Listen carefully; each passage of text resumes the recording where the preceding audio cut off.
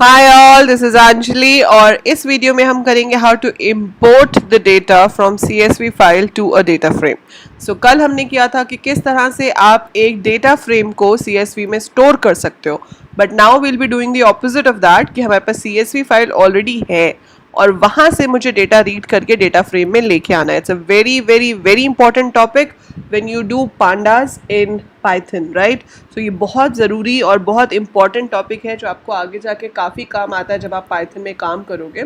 सो अभी के लिए आपको सिर्फ बेसिक ऑप्शंस देखने हैं कि किस तरह से डेटा रीड होके आएगा। So let's go to PyCharm and meanwhile you click on the like button, क्योंकि वीडियो देखने के बाद भूल जाओगे कि लाइक पे भी क्लिक करना था। So click on the like button once you understand the topic and do subscribe the channel अगर अभी तक सब्सक्राइब नहीं किया है, because if you are a class 12th or 11th student IP or CS, so here is everything which makes sure that you get your perfect 100 in your exams. Okay, so let's start with the thing. हमें क्या करना है, सबसे पहले अब हमारे पास एक CSV file होनी चाहिए, तो हम एक CSV फाइल क्रिएट करते हैं। यहाँ से मैंने न्यू किया एंड इस बार मैं नॉर्मल न्यू फाइल क्रिएट करूँगी because I want to create a CSV file.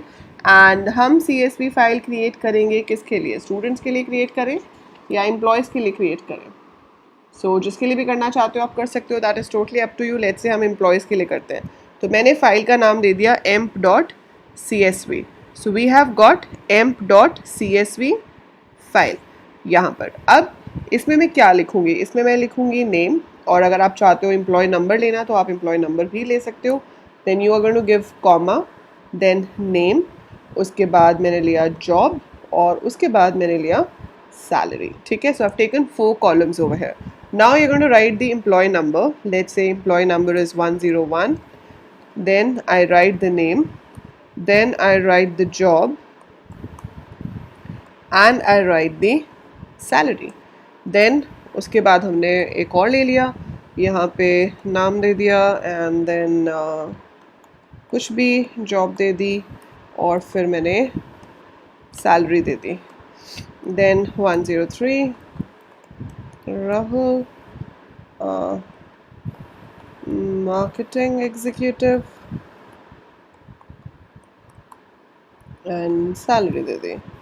सो ऐसे आप जितने चाहो उतने ले सकते हो, that is totally up to you, whatever number you want to take. कुछ भी ठीक है। इसको मैंने सेव कर दिया, इसको मैंने सेव कर दिया। ये सेव कहाँ होगी, यहीं जहाँ आपकी सारी फाइल्स हैं। So it will be saved in the same folder जहाँ पे आप काम कर रहे हो। सो आपकी CSV फाइल ज़रूरी नहीं है कि सेम फोल्डर में ही हो, किसी और फोल्डर में भी हो सकती है। So if it is there in the same folder it is always better, क्योंकि आपको पाथ नहीं लिखना पड़ेगा फेच करते हुए। So we created in the same folder. Now हम यहाँ पे एक न्यू फाइल क्रिएट करेंगे। सो हम चलते हैं फिर से फाइल पे और यहाँ से करते हैं न्यू, एंड इस बार मुझे बनानी है एक पाइथन फाइल। सो मुझे पाइथन फाइल बनानी है और पाइथन फाइल का नाम दे दिया मैंने कुछ भी, let's say read CSV। So this is your file जिसमें आपने इम्पोर्ट पांडास एज PD कर लिया। सो पांडास को हमने इम्पोर्ट कर लिया। अब क्या करेंगे, अब हम करेंगे रीड। सो रीड करने के लिए आप क्या करोगे, आपने लिखा df is equal to PD, that's your panda library, और हमारे पास जो फंक्शन है वो है रीड अंडरस्कोर।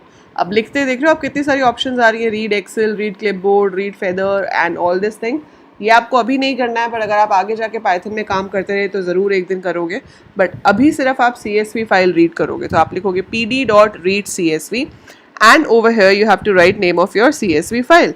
सो हमने अभी बनाई है emp.csv, वो मैंने यहाँ पे रीड कर ली और मुझे अभी और कुछ नहीं करना, सिर्फ उसे प्रिंट कराना है। तो मैंने अपने डेटा फ्रेम को यहाँ पे प्रिंट करा दिया।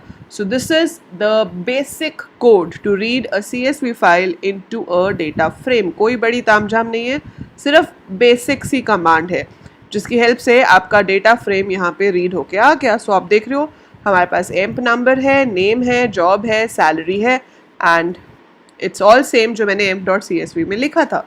So it's so simple to read from a CSV file and get the content into a data frame। अब आप इसके ऊपर इसका चार्ट बनाओ, इसमें से मैक्सिमम मिनिमम निकालो, जो करना है वो कर सकते हो। जैसे अगर आपको इसको डिस्क्राइब करना है तो आप लिख सकते हो df.describe। So if you right df.describe तो क्या होगा आपके पास, it will show you the whole list कि इसका मीन कितना आता है सैलरी का, काउंट कितना है। सो एवरेज सैलरी हो गई 45,500, स्टैंडर्ड डेविएशन हो गई इतनी, मिनिमम इतना है, क्वार्टाइल्स आ गए, मैक्सिमम 78,000 है। अब वो एम्प नंबर का भी दिखा रहा है, आप नहीं चाहते एम्प नंबर का है। So we have done this also कि कैसे हम सिर्फ एक का भी देख सकते हैं। तो आप यहाँ पर इसका नाम दे सकते हो ताकि वो सिर्फ आपको ये सारी वैल्यूज सैलरी के लिए दिखाए, ना कि एम्प नंबर के लिए भी दिखाए। So we are getting it like this. So जो भी काम आप पहले डेटा फ्रेम पे करते थे वो सब काम अभी भी हो सकता है, और डेटा फ्रेम बनाना इतना ईजी हो गया, आपको कोई डिक्शनरी वगैरह नहीं बनानी है, सिर्फ अपनी फाइल के अंदर ऐसे लिखा, रीड कर लिया, बस बन गया डेटा फ्रेम। यही चीज़ अगर स्टूडेंट वाला जो हमने उस दिन बनाया था इसको रीड करते तो इसका डेटा रीड होके आ जाएगा। इसका नाम क्या था, students.csv। तो मैंने यहाँ पे चेंज करके students.csv किया, इसको रन किया। सो अभी देखोगे आप डेटा जो आएगा मेरे पास वो स्टूडेंट्स का आ गया, नेम, इंग्लिश, साइंस, यही फील्ड्स थे वहाँ पे। तो इस तरह से आपके पास डेटा फेच होके आ सकता है, आप किसी भी CSV फाइल से रीड कर सकते हो। अब इम्पॉर्टेंट आता है कि इसके साथ और क्या क्या ऑप्शंस है, मैं यहाँ और क्या क्या लिख सकती हूँ। अगर आपकी फाइल में हेडर रो नहीं है, जैसे कि हमारे पास तो हेडिंग रो है, names, English, science and all. अगर आपकी फाइल में हेडर रो नहीं है तो आप यहाँ लिख सकते हो header is equal to none. उससे क्या होगा कि उसको पता चल जाएगा कि हेडिंग रो नहीं है, सो हमें फर्स्ट रो को ही डेटा मान के रीड करना है। अभी उसको पता है कि जो फर्स्ट रो है वो हेडिंग रो है और वो डेटा सेकेंड रो से रीड करना शुरू करता है, और फर्स्ट रो को बना देता है headings of all the columns. अगर आप header is equal to none लिखोगे उसका मतलब हो जाएगा कि हेडर्स में भी 0, 1, 2, 3 इंडेक्स आ जाए, और जो पहली रो में भी लिखा हुआ है वो भी डेटा है। सो वहाँ पर हम header is equal to none लिख सकते हैं। जैसे मैं अगर अभी यहाँ पे लिखूँ तो मेरे पास ऑब्वियसली मीनिंगफुल रिजल्ट नहीं आएगा, बट स्टिल अगर आपको दिखाने के लिए मैं यहाँ पे लिखती हूँ header is equal to none और मैं इसको रन करती हूँ, तो आप यहाँ पे एक चीज़ देखोगे कि ये जो वैल्यूज़ थी मेरी, amp number, name, job, salary, ये भी कहाँ पर आ गई, रो नंबर 0 पे आ गई, और हेडिंग की क्या बन गए 0, 1, 2, 3, क्योंकि हमने ये कहा कि हमारे पास कोई भी हेडर रो नहीं है, सब कुछ ही डेटा है।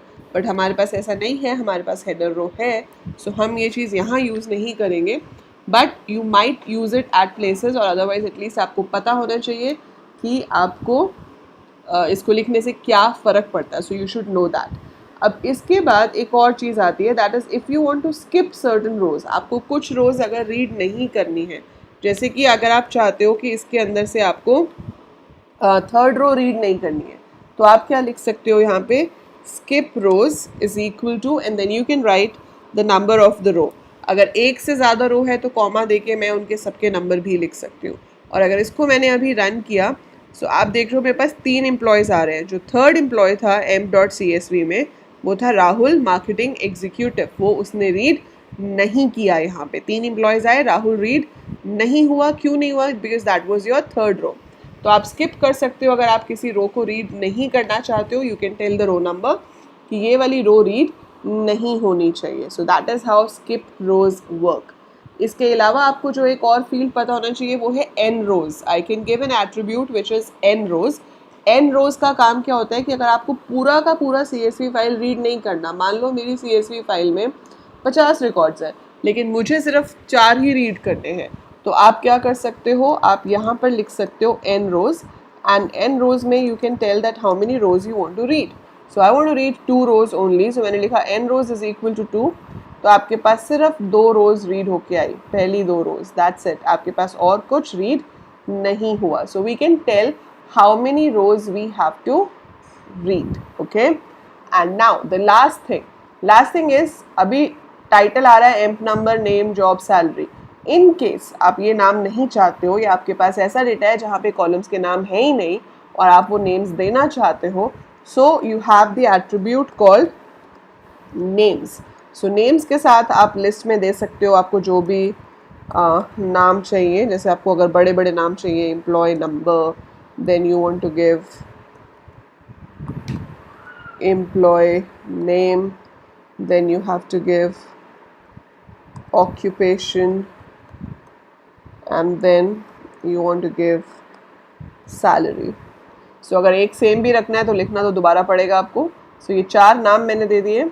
So इसको अगर मैं अभी रन करती हूँ तो आप देखोगे कि अब यहाँ पे ऊपर क्या आ रहा है, employee number, employee name, occupation, salary. But वो जो पहला डेटा है मेरा उसको उसने यहाँ रो नंबर 0 पे ऐड कर दिया, तो आपको उसको ऐसे ऐड नहीं कराना है। तो आप क्या करोगे, आप यहाँ पे लिख सकते हो स्किप रोज 1। सो फर्स्ट रो को मुझे स्किप कराना है, तो मैंने फर्स्ट रो को स्किप करा दिया। उससे क्या हुआ कि वो वाली हेडिंग्स उसने अब रीड नहीं करी है, फर्स्ट रो नहीं 0 रो स्किप करनी पड़ेगी। So instead of 1 we should write 0 and execute it. So if you write 0, so आपका वो वाली रो रिमूव हो गई and it is taking only the values now. ठीक है, सो कौन से एट्रीब्यूट्स को एक साथ यूज़ करना है वो सब आपकी रिक्वायरमेंट पे डिपेंड करेगा, और वही एग्ज़ाम में आता है कि आप किस तरह से ये सारे एट्रीब्यूट्स को अप्लाई करते हो। सो या तो आपको क्वेश्चन आ सकता है जिसमें बोला होगा कि अपने रिक्वायर्ड एट्रीब्यूट्स लगाओ और रिजल्ट लाओ, या आउटपुट के लिए आएगा। सो इसके क्वेश्चंस की प्रैक्टिस हम करेंगे कल। सो अभी आप सिर्फ इसको पढ़ोगे, इसको करके देखोगे, एंड कल की वीडियो में जो कल आएगी उसमें we will be doing a number of questions जो कि आपको इस टॉपिक पे बेस्ड पूछे जा सकते हैं। So we will be solving it tomorrow. Till then, you like this video, share it with all your classmates, all your schoolmates, subscribe the channel, and by the time I upload more, keep watching, keep learning. Thank you.